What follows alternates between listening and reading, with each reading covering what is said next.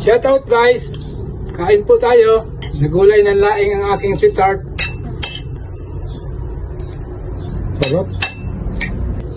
Shout out sa mahilig sa laing.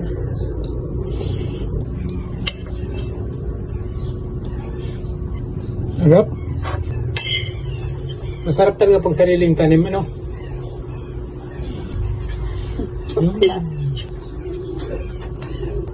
Gulay. Kulay pa.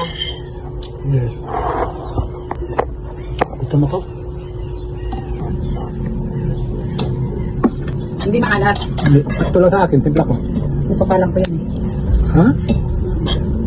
Hindi ba yun? Laing, lagyan ng asukal? Tsaka di ko sinama yung ano. Hindi ko sinama yung ano, yung katas ng balaw. Yung pinakang balaw lang kinuha ko. Para di maalat.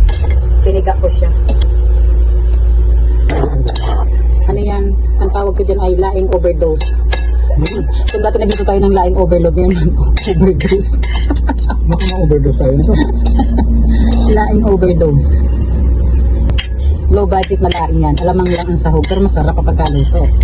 Pag sobrang kanin, Isang kutsara lang. Pakap, tama na. tama na yan. Mamaya pa kami kain like ang pa ako. Nag-ano kasi ako nag-almod sa lap ko.